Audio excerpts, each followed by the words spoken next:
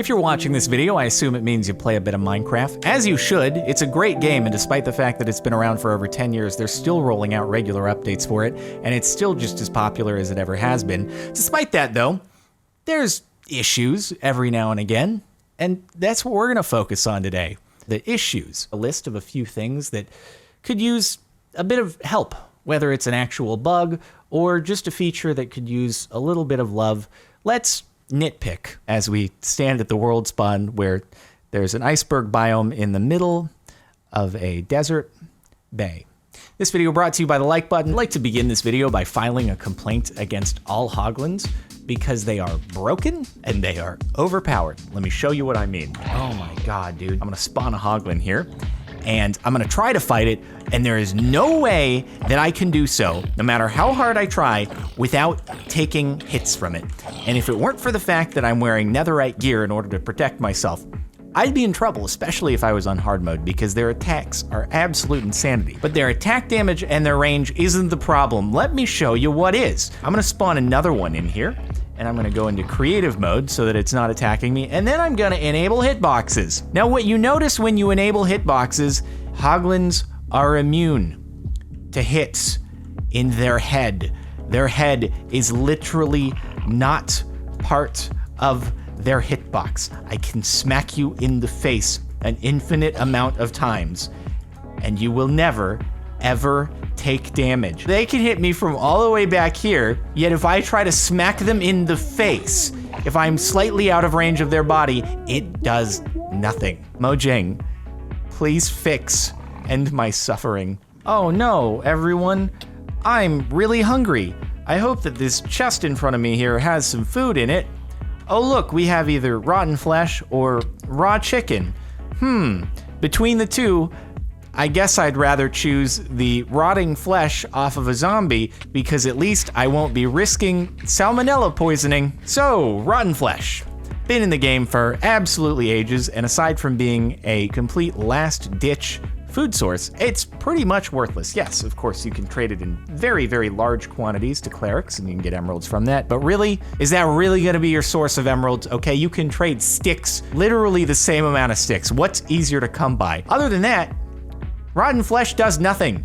It just clogs up your chest.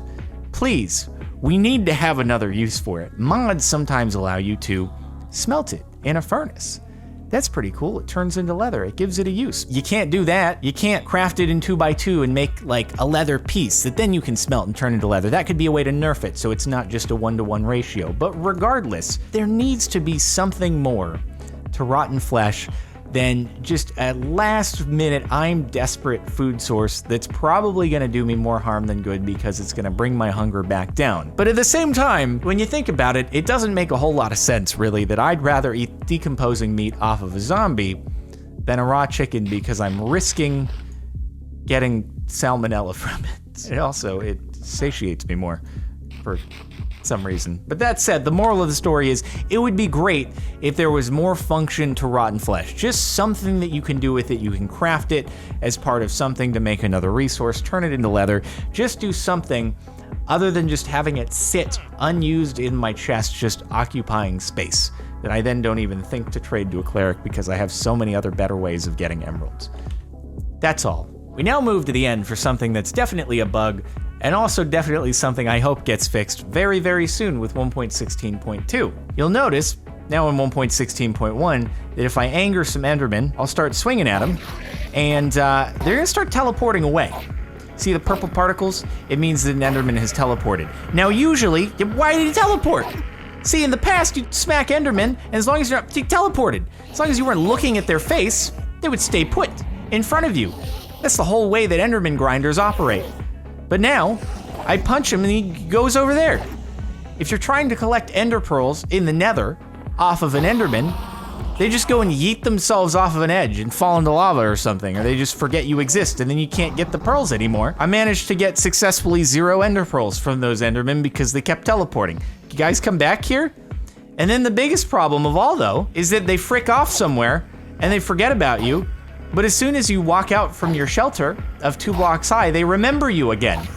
And they're like, oh yeah, I was mad at him before. I forgot about that, but now that I see him, I'm I'm gonna go and attack him again. At least I got a couple ender pearls, but gosh dang, it's taking way longer than it used to. And also, absolutely just broke Enderman grinders, because now they'll teleport outside unless you cover all the surfaces with non-spawnable / teleportable blocks and stuff. Are we safe?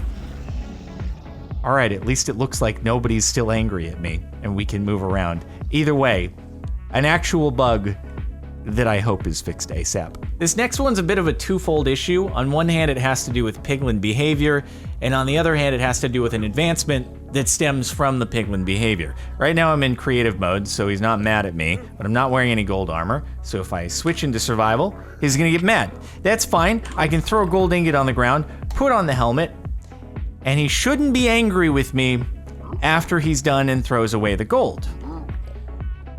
What also should have happened there is I should have gotten the Oh Shiny advancement, but I didn't. So the Piglin behavior was predictable, but for some reason I didn't get the advancement for Oh Shiny, which is to distract a Piglin by throwing a gold item at them when they're angry at you. Now on the other hand, the Piglin behavior can be not predictable or predictable in the wrong way. Allow me to open up this chest here to make him angry. Then I'm gonna distract him with gold again, which he'll happily pick up.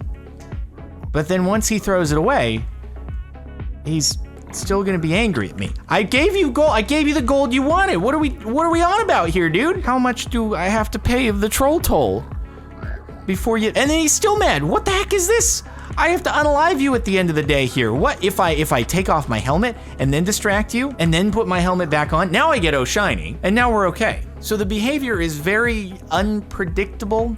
And I don't know why that is exactly, but it would be nice if we could get some more consistency also as to why Oh Shiny didn't work the first several times that I did it, and only now because I had both the chest and the armor aggro triggered at the same time and then fixed it. So it's very strange the way that all plays out, and it would be nice to perhaps get a little bit of consistency, because as it stands, I have no idea how to deal with them, and once the Piglin brutes are brought into Java, I'm gonna be in a world of hurt, as are we all. This is an issue near and dear to my heart because I just want wolves to be useful. Hey buddy, you wanna be my friend? I've got some delicious, tasty bones. Let's be friends. Wow, we're gonna be friends forever. Wait, look, there's an angry skeleton here. I wanna punch it. Oh no, can you help me with it? Can you help me with it? Can you help me with it? Can you? Good job, bud. It only took you like 10 minutes. How about some zombies, dude? Oh no, there's zombies, dude. Help me. I'm in a great deal of trouble. Please. Oh no. Oh no. They're attacking. They don't run away like the skeletons. That's the issue with wolves. They've been around for ages. But every time I ever have a wolf for a pet, I can just have it sit still. No, don't go after it. It's not gonna turn out well. It's not gonna turn out well. Don't do it. I mean, skeleton's okay, but on the other hand, the zombie, not gonna turn out well. I have to have you sit, because if I have you follow me anywhere else in the world, I know within 5 minutes, you're gonna be bye-bye. Make it so there's like a way to level up wolves, or there's wolves with different stats that you can find in the wild. Make wolf armor. Instead of horse armor, give us wolf armor so we can actually have a companion that's able to survive more than a single zombie. I don't want to have it be an escort mission. I want this wolf pet to be carrying me as long as I invest the effort in turning it into an absolute unit. I hope we'll be lifelong friends. We'll certainly be around. We'll be in this forever. You'll be my best friend forever, for sure. Oh, good job, dude. There's one more zombie to take care. Okay. This next one isn't a major issue, but it peeves me just enough to say something here. It has to do with soul speed, which is new to 1.16. So hey, maybe it's something they'll be tweaking in the future, but I'm gonna put on some soul speed boots as well as a helmet to protect myself in case piglins get angry. And soul speed's pretty cool. Allows you to run on soul sand super fast. Granted, it takes some of the durability of the boots, but hey, you got netherite. They're super durable. It's a small price to pay, right? Especially if you have mending. Well, the problem is, okay, I'm approaching this. Okay, I thought I had a lot of speed. I jumped and I didn't make it up to the next ledge. That's kind of tripped me up a bit. When you jump, even if you have soul speed on, it just reverts you to the same speed you'd be going if you didn't have soul speed. I don't know why it works this way. It's kind of bizarre because it just completely screws your momentum up. You're thinking you're going super fast. Okay, and then it's time to jump up the next ledge. And then you just run right into it. Yes, it's something you can learn to live with. You try not to jump as much. But come on, let's be honest. Everybody is used to running and jumping in Minecraft. That's just how you operate. It makes you go faster than just straight up sprinting. So it just ruins your momentum. It frustrates me a little bit, that's all. I want to be carrying the momentum and it's like I hit a brick wall every time I jump with soul speed on. So, minor issue, but maybe something that could be addressed. Allow me to introduce you to the bane of my existence. Ow. I thought I jumped on a slime block. Shouldn't it bounce me up so that I can land up there on my objective ledge? Let's try it again. Maybe we can fix this. How about we go over here? Ow. I thought I landed on a slime block. Why didn't it bounce me? Okay, yes.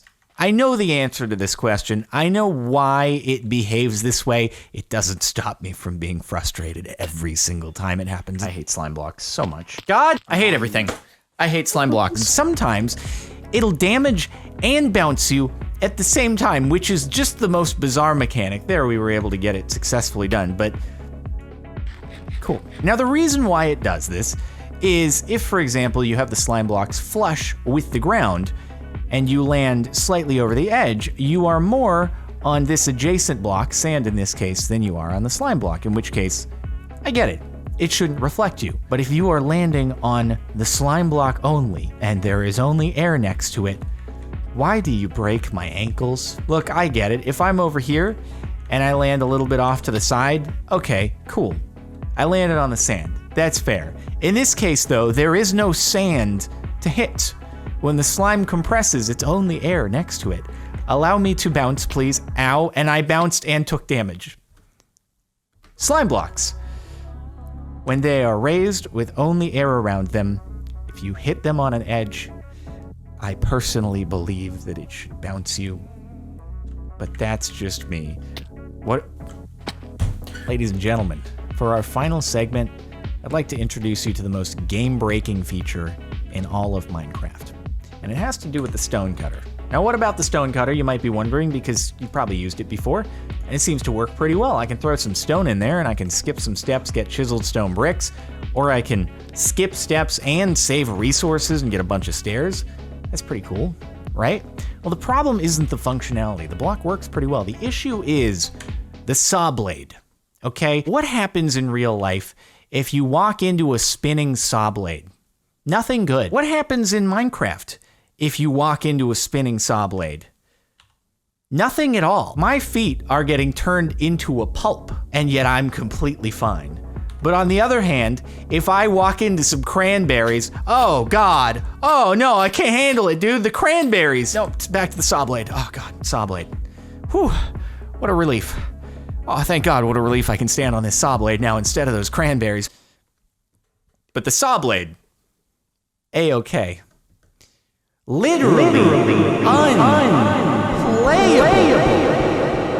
That's it for issues with Minecraft that need fixing. Make sure to like if you liked, subscribe to the channel and hit the bell and all that usual stuff. And thank you very much for watching. Hopefully we can get through these issues together. Good night.